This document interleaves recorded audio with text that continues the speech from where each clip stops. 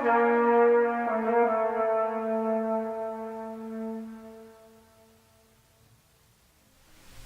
you think about talking to someone else, someone from a different culture, and the first thing that comes to mind that you cannot really communicate because of the difference in language, and then you can both kind of hold your instruments and start a communication, regardless of whatever you've learned in your culture. You just have to express sort of a new language. And so the first thing that comes to mind is like, what does this person have to say? I would like to listen to this person. I want to know how they communicate with their instrument, and this would tell me a lot about their personality.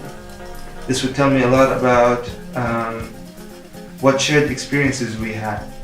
Even if it's a different instrument, I just feel connected immediately. I can feel like I can imagine myself in the other person's head, and I can feel what they're trying to express.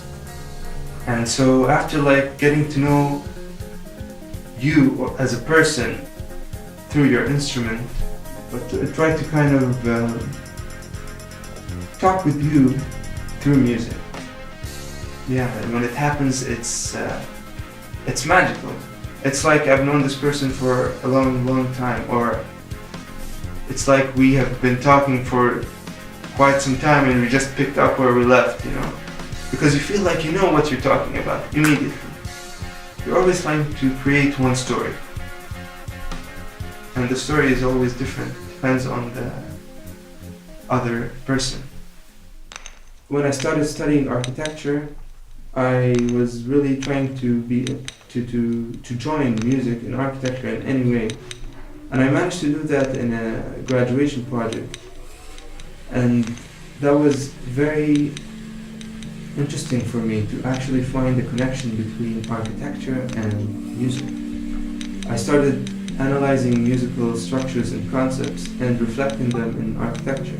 It was the first time that I could really combine those two fields, to think about music as buildings or as spaces, as architecture.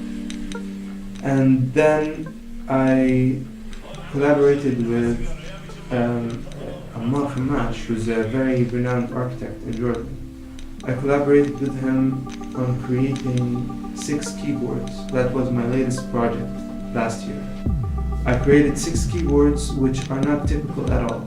They were basically a representation of the idea that we can break free from the 12-note chromatic scale, which is, I mean, for me, it's something really interesting to challenge music theory. Like, I reach a point now where I am questioning music theory itself. I'm questioning, why do we play music this way and not any other way? Why is this instrument tuned to this particular tuning, and why is this considered to be off tune? And are we kind of programmed to hear certain kinds of music? Can we change that? And this, this has happened as a result of me experimenting with so many different bands and genres. And I kind of felt like, okay, this project is really nice for me. I want to try and create instruments that are different. And I don't know if they will sound nice, I don't know if they will be playable in a sense where we can just play music and jam, but they're definitely something worth checking out.